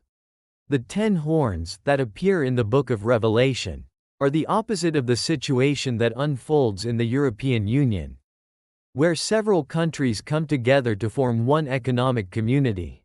It refers to the phenomenon in which several republics came together to form a federal state, called the Soviet Union. And when these republics declared independence, the Soviet Union collapsed. That is, the Soviet Union, a beast state, was dismantled and these countries acquired the status of independent states. In order to accurately understand and interpret the book of prophecy, we must first begin with an accurate reading of the text. The reason why we must also read the book of Daniel in order to interpret the book of Revelation is because the 10 horns appear in both documents. But the descriptions of these 10 horns are different in each. It is most important to have a correct understanding of the text and to carefully examine the actual history that occurred. According to what we have seen so far, the 7 heads of the beast are the number of the highest powers of the Soviet Union: Lenin, Stalin, Khrushchev, Brezhnev, Andropov, Chernenko, and Gorbachev. All 7. The reign of Babylon was said to be 70 years. The Soviet Union also lasted exactly 70 years, from its establishment in 1922 until its dissolution in 1991. The 10 horns that destroyed the beast refer to the fact that 11 republics, including Russia, declared independence from the Soviet Union and formed the Commonwealth of Independent States. As a result, the Soviet Union collapsed, became new independent states. Last time, we revealed that the most important entity in the Book of Revelation, the 7-headed beast, is the Soviet Union. And this time, we learned about the identity of the 10 horns that appear with the 7-headed beast. We found a history that exactly matches the description of the existence of the beast described in the Book of Revelation and the text of the prophecy. 7 powerful men led the Soviet Union for 70 years. And when the Soviet Union collapsed, 10 new countries became independent. It is the Commonwealth of Independent States. This is not a history that was forcibly put together. It is not a collection of events from various eras. It is simply amazing how an empire that exactly matches the description in the prophecy existed in one country in the 20th century. This is not the entire interpretation. This is only the beginning. There are many issues that remain to be verified. We will move forward together, step by step. Please, show much interest and subscribe. This was the Bible History School. Thank you very much for reading to the end.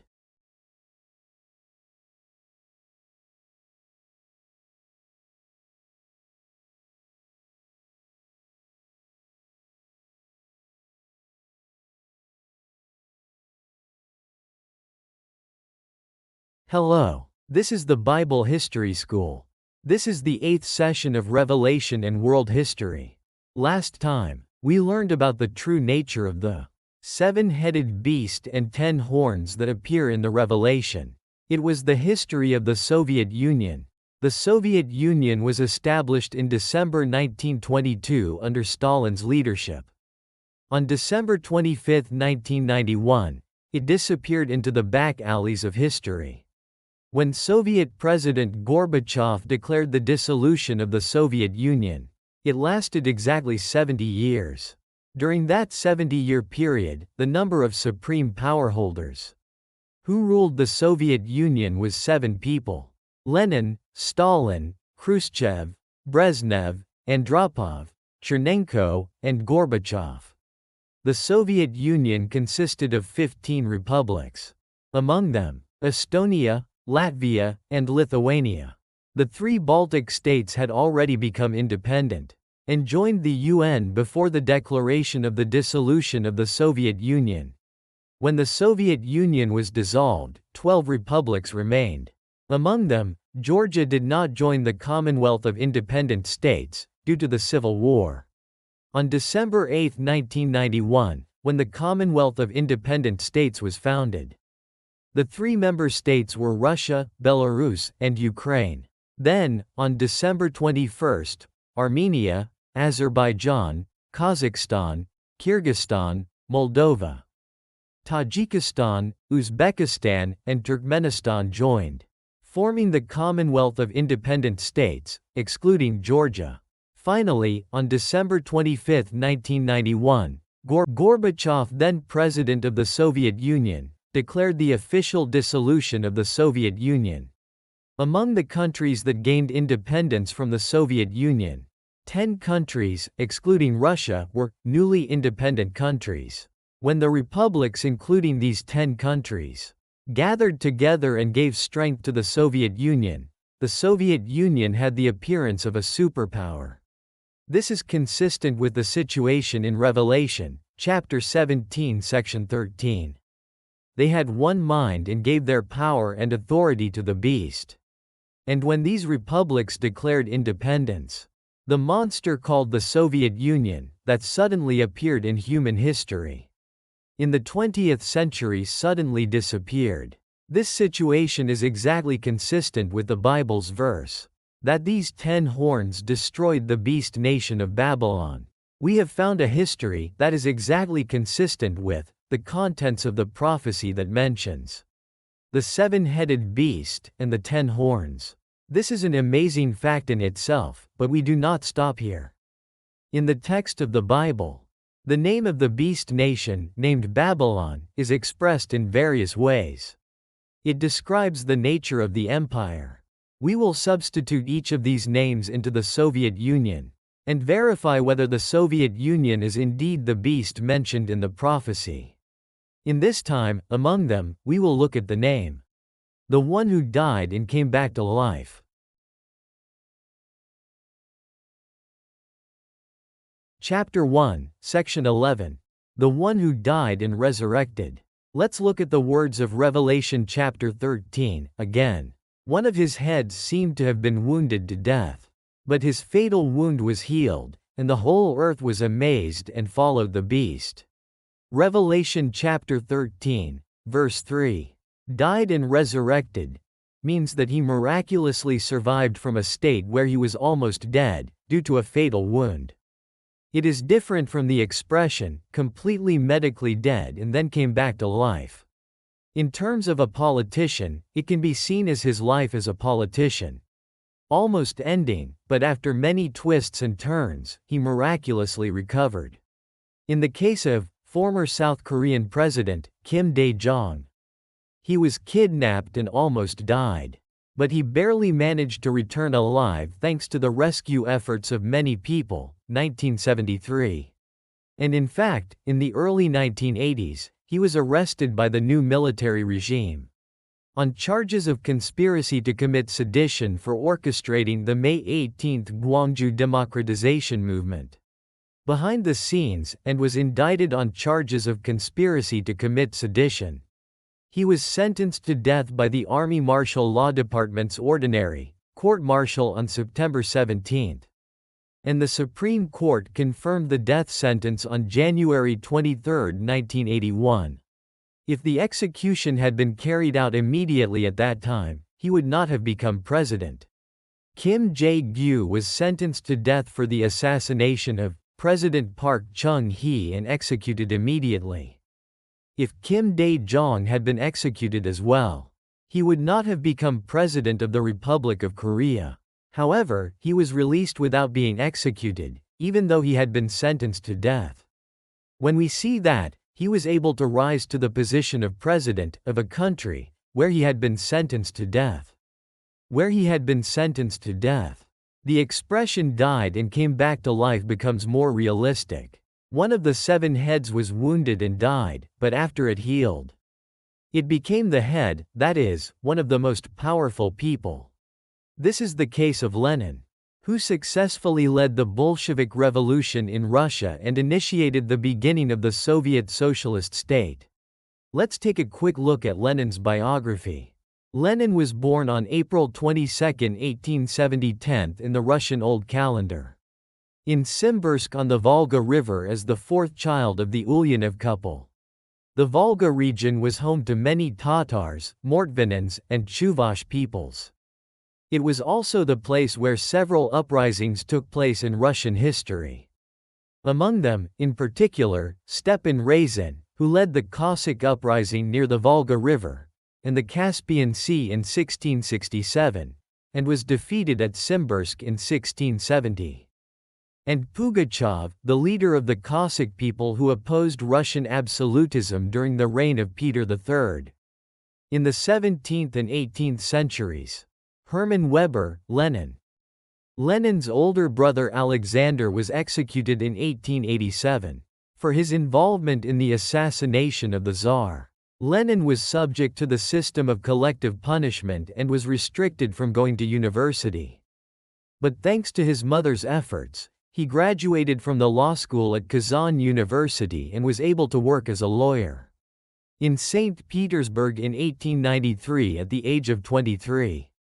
However, Lenin was not interested in law and devoted his energy to the study of Marxism and the labor movement. The life and ideals of the Red Heroes. Lenin suffered from severe pneumonia in early 1895. After recovering his health, he left Russia for the first time and traveled to Germany, Switzerland, and France. During that time, he connected with members of the Marxist circle who were living in exile, and also got to know Plekhanov, a leading theoretician of Russian Marxism. This trip was very stimulating for Lenin. In July 1895, Lenin went to a resort in Switzerland to treat his stomach ailment and went to Berlin in late July. Lenin returned to Russia on September 19, carrying Marxist books with him. On October 11, he returned to Petersburg, and together with his future enemy Yuli Martov, formed a Marxist group within the Petersburg League of Struggle for the Liberation of the Working Class.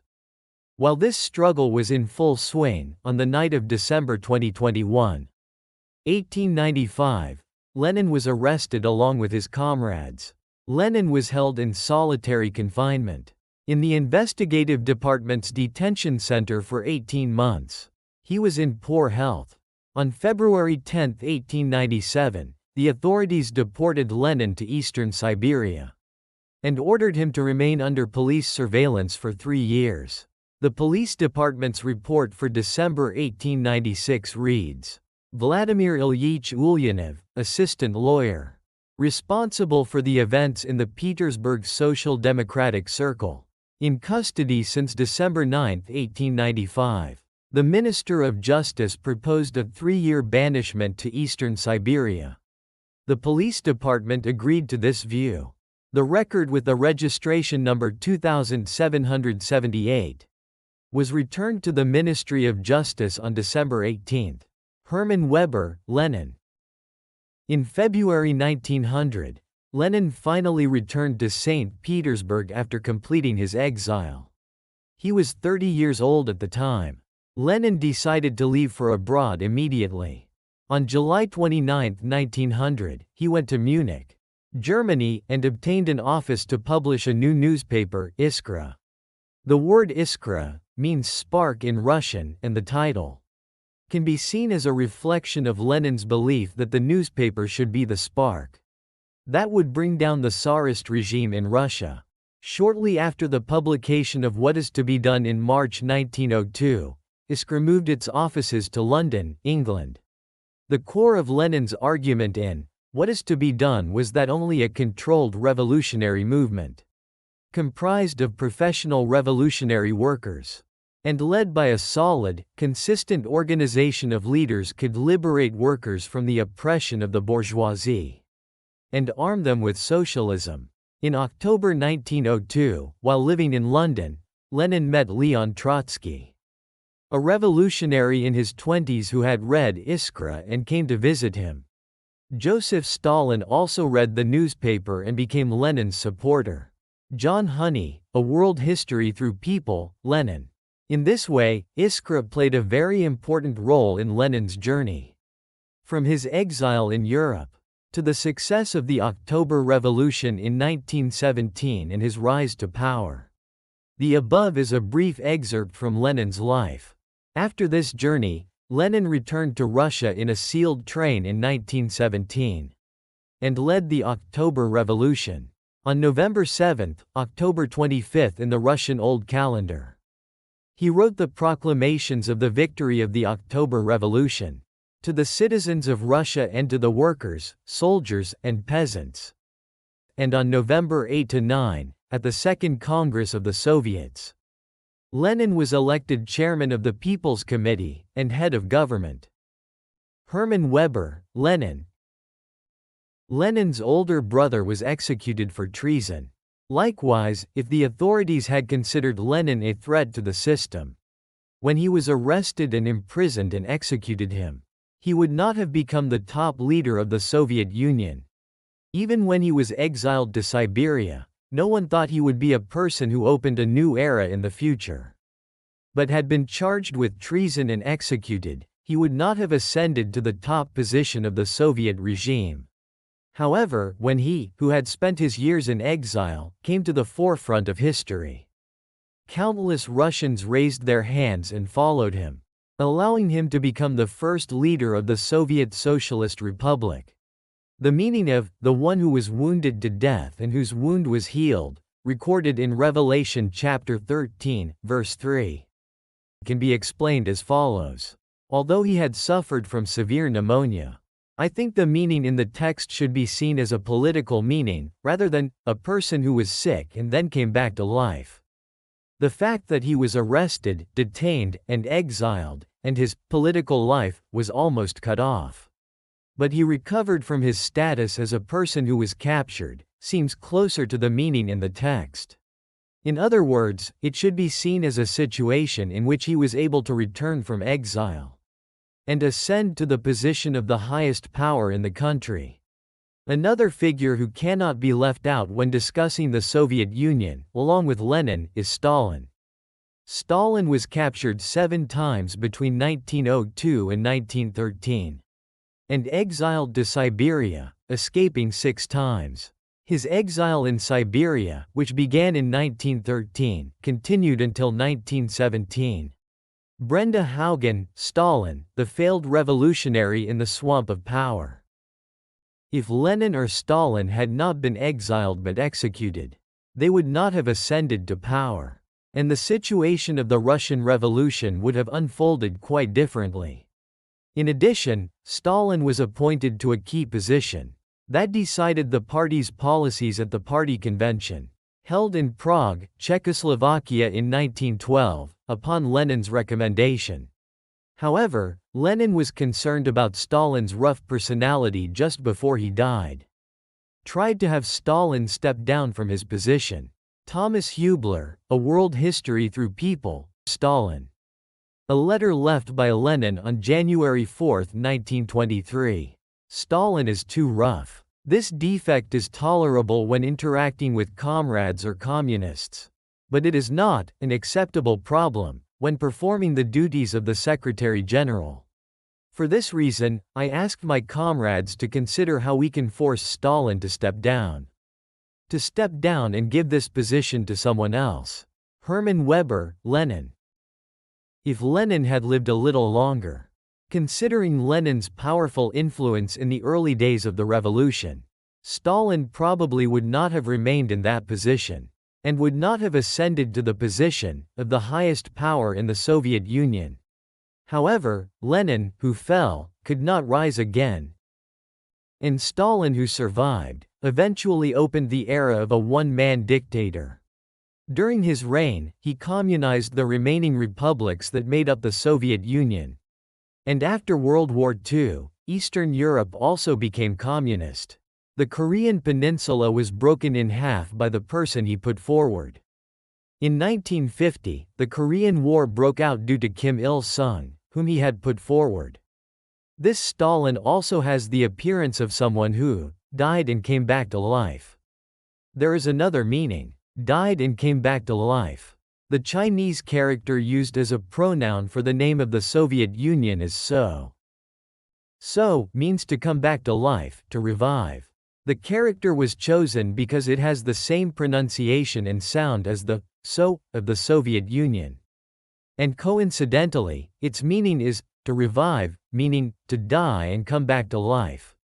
When the Chinese character was first chosen, no one realized this meaning and intentionally wrote it.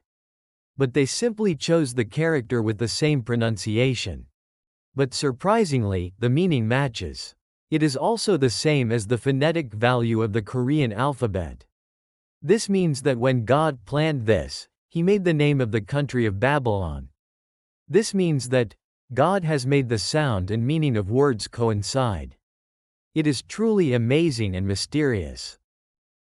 Last time, we revealed that the most important entity in the book of Revelation, The seven-headed, ten-horned beast is the Soviet Union. We found a history that exactly matches the description of the existence of the beast nation, Babylon, described in the book of Revelation and the text of the prophecy. 7 rulers led the Soviet Union for 70 years. And when the Soviet Union collapsed, 10 new countries became independent. It is the Commonwealth of Independent States, CIS. We found a historical empire that had 7 heads and 10 horns. There are several nicknames for this Babylon in the text of the prophecy. This time, we learned about the one who died and came back to life. The Soviet Union is the empire that was ruled by 7 supreme rulers for 70 years and then fell. However, the Chinese character that refers to the Soviet Union is so, which means to revive, meaning to die and come back to life. Also, the 2 main figures who created the Soviet Union, Lenin and Stalin, also had a life journey similar to the meaning of this name. They were politically sentenced to death, but they were dramatically revived and created the beast called the Soviet Union. I realized that the beast in the prophecy refers to the empire that devours weak countries. The book of Revelation and world history are both composed of 12 chapters. Among them, chapter 1, the identity of the seven-headed beast, consists of 15 subheadings. Next time, we will look at section 12, Babylon the Great. In section 13, the name of the secret, the identity of the seven-headed, 10-horned beast, will become clearer. Please, continue to show interest and subscribe. This was the Bible History School. Thank you very much for reading to the end.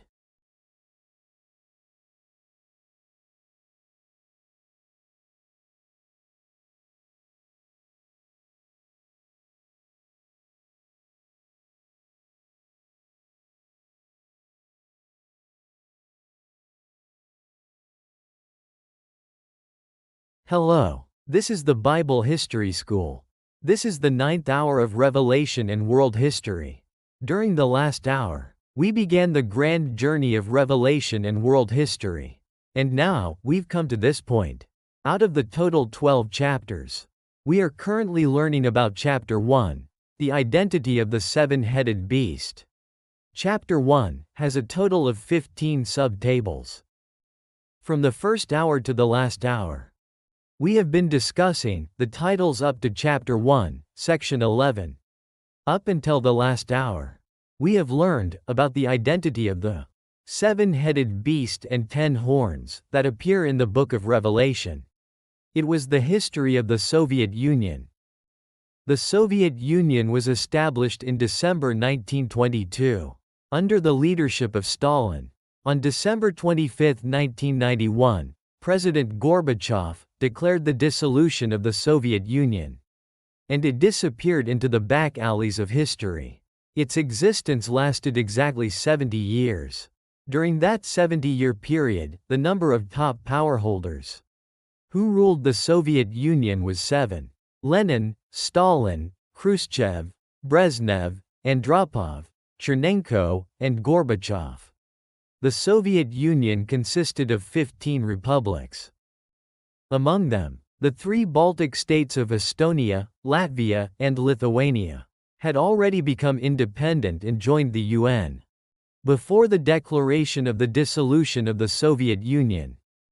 When the Soviet Union was dissolved, 12 republics remained. Among them, Georgia did not join the Commonwealth of Independent States due to the Civil War. On December 8, 1991, when the Commonwealth of Independent States was founded, the 3 member states were Russia, Belarus, and Ukraine. Then, on December 21, Armenia, Azerbaijan, Kazakhstan, Kyrgyzstan, Moldova, Tajikistan, Uzbekistan, and Turkmenistan joined, forming the Commonwealth of Independent States. With the exception of Georgia, 11 republics. Finally, on December 25, 1991, Gorbachev, then president of the Soviet Union, declared the official dissolution of the Soviet Union. Among the countries that gained independence from the Soviet Union, 10 countries, excluding Russia, were newly independent states. When these 10 republics, including the republics, came together to give strength to the Soviet Union, the Soviet Union had the appearance of a superpower. This is consistent with the situation in Revelation chapter 17, verse 13. They had one mind and gave their power and authority to the beast. And when these republics declared independence, the monster called the Soviet Union, that suddenly appeared in human history in the 20th century, suddenly disappeared. This situation is exactly consistent with the Bible's statement that these 10 horns destroyed the beast nation Babylon. We have found a history that exactly matches the content of the prophecy that mentions the 7-headed beast and the 10 horns. In the Bible, the name of the beast nation, named Babylon, is expressed in various ways. It describes the nature of the Red Empire. We will substitute each of these names into the Soviet Union and verify whether the Soviet Union is indeed the beast mentioned in the prophecy. Last time, among them, we looked at the name, the one who died and resurrected. This time, we will look at another nickname for this red beast.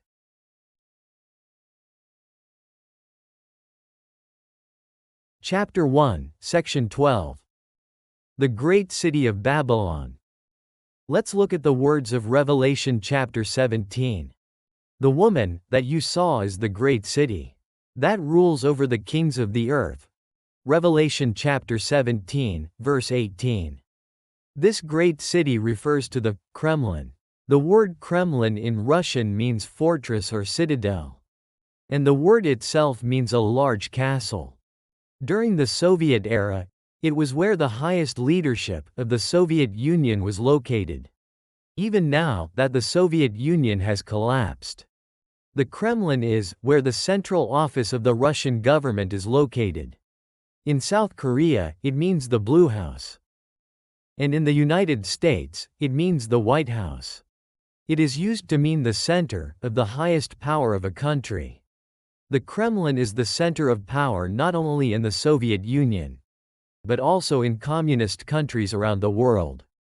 Rule over the kings of the earth means it points to the fact that the top Soviet power in the Kremlin was commanding all the communist countries. Babylon the Great, the mother of harlots and of the abominations of the earth. Revelation chapter 17, verse 5. This means that the Soviet Union became the overlord of all communist countries.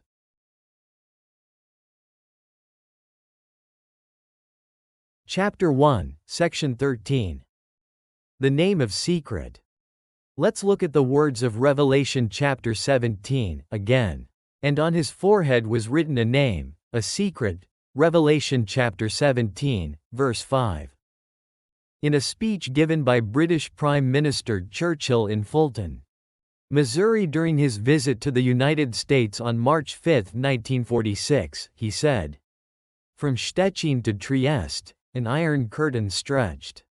Refer to the Iron Curtain, entry in Pascal's World Encyclopedia. This was a term used to criticize the closed and secretive foreign policy of the Soviet Union and the Communist Eastern Bloc. This is how the Soviet Union was given the nickname of secret.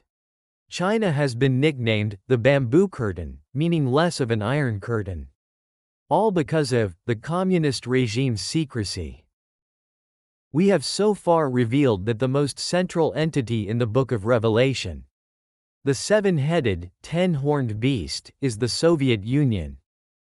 We have found a history that exactly matches the existence of Babylon recorded in the book of Revelation and the text of the prophecies. 7 rulers led the Soviet Union for 70 years. And when the Soviet Union collapsed, 10 new countries became independent. It is the Commonwealth of Independent States. We have found a historical empire that has the appearance of 7 heads and 10 horns. There are various nicknames for this Babylon in the text of the prophecy. Last time, we learned about the one who died and came back to life. The Soviet Union is an empire that was collapsed. The Soviet Union is an empire that was collapsed after 7 supreme rulers ruled for 70 years. The Chinese character for the Soviet Union is so, which means to revive. It also means to come back to life. Also, the two people who created the Soviet Union, Lenin and Stalin, had a life journey similar to the meaning of their names. They were politically sentenced to death, but were dramatically revived and created the beast called the Soviet Union. We learned that in the Book of Prophecy, the beast refers to an empire that devours weak countries. The Book of Revelation and World History are both composed of 12 chapters. Among them, Chapter 1, The Identity of the Seven-Headed Beast, consists of 15 subheadings. This time, we looked at Section 12, Babylon the Great, and Section 13, The Secret Name. Babylon the Great was none other than Kremlin. The word Kremlin itself means great castle or fortress. Kremlin refers to the supreme authority that commands all communist countries, including the Soviet Union, and based on the secrecy policy of these communist countries, they were given the nicknames Iron Curtain and Bamboo Curtain. The identity of the seven-headed, 10-horned beast is becoming clearer. Next time is the last time of Chapter 1 of Revelation and World History. Section 14. A nation drunk on the blood of the saints, and the blood of the witnesses of Jesus. In Section 15, the scarlet beast will follow. Next, we will start Chapter 2, with the title, The Destruction of the Great Babylon. Please continue to show interest and subscribe. This was the Bible History School. Thank you very much for reading to the end.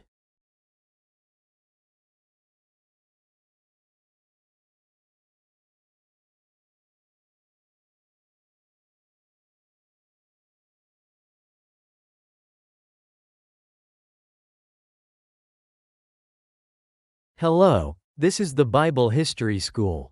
This is the 10th lesson on Revelation and World History. This lesson is the last lesson on Revelation and World History, Chapter 1. The identity of the seven-headed, 10-horned beast. Up until last lesson, we learned about the identity of the seven-headed beast and 10 horns that appear in the book of Revelation. It was the history of the Soviet Union. The Soviet Union was established in December 1922, under the leadership of Stalin. On December 25, 1991, it disappeared into the back alleys of history. With the declaration of dissolution of the Soviet Union by President Gorbachev of the Union, its existence lasted exactly 70 years. After the dissolution of the Soviet Union, 11 republics came together to form the Commonwealth of Independent States. Of the 15 republics that made up the Soviet Union, the 3 Baltic states of Estonia, Latvia, and Lithuania had already declared independence and joined the United Nations before the Soviet Union declared its dissolution. Therefore, when the Soviet Union was dissolved, 12 republics remained. Of these, Georgia did not join the Commonwealth of Independent States, due to the Civil War. Of the 11 countries that participated in the Commonwealth of Independent States, Russia had already been an empire for a long time. Of the countries that gained independence from the Soviet Union, 10 countries, excluding Russia, were newly independent states. When the republics including these 10 countries came together to give strength to the Soviet Union, the Soviet Union had the appearance of a superpower. This is consistent with the situation in Revelation chapter 17, verse 13. They had one mind and gave their power and authority to the beast. And these republics declared independence. In the 20th century, the empire called the Soviet Union suddenly appeared and suddenly disappeared. This is exactly what the Bible says. These 10 horns destroyed the beast kingdom of Babylon. We have found a history that exactly matches the content of the prophecy that mentions the seven-headed beast and the 10 horns. In the Bible, the name of this beast nation named Babylon is expressed in various ways. It describes the nature and shape of that empire. We are now moving forward by substituting each of these names into the Soviet Union and verifying whether the Soviet Union is indeed the beast mentioned in the prophecy. Last time, among them, we learned about Section 11, those who died and came back to life. Section 12, the great city of Babylon. And Section 13, the name called secret. This time, it is the last time of Chapter 1, of Revelation and World History. We will learn about Section 14, a nation drunk on the blood of the saints and the blood of the witnesses of Jesus. And Section 15, the scarlet beast.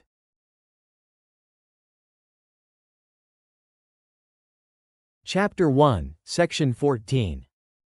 A nation drunk on the blood of the saints and the blood of the witnesses of Jesus. Continuing, let's look at the words of Revelation chapter 17. And I saw the woman, drunk on the blood of the saints, and the blood of the witnesses of Jesus.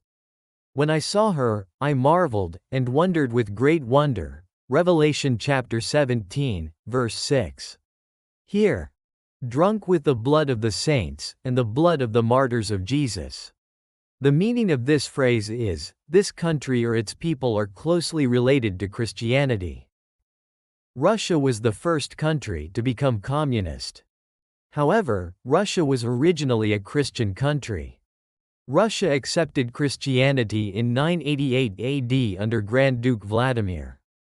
By baptizing all the people, and making them believe in Christianity, Russia became a Christian country. Referenced from Kim Kyung-mook's Story of Russian History. However, during the Stalin era in the Soviet Union, all worship and religious books were banned. And many churches were converted into movie theaters or destroyed. Due to the worsening religious persecution, religious life was restricted. Referenced from Brenda Haugen's Stalin, the failed revolutionary stuck in the swamp of power. Then, due to Gorbachev's open policy, in 1988, a large-scale event was held to commemorate the 1000th anniversary of the Russian Orthodox Church. The 1000th anniversary of the baptism of Rus. Referenced from Nicholas Sertov's Russian Orthodox History. It is surprising that Stalin himself, who was a seminarian, persecuted Christianity so much. In this way, the phrase drunk on the blood of saints refers to the history of Russia. Russia has been a Christian country for a long time. It refers to the history of the Soviet Union, a communist empire, suppressing religious freedom and persecuting the church.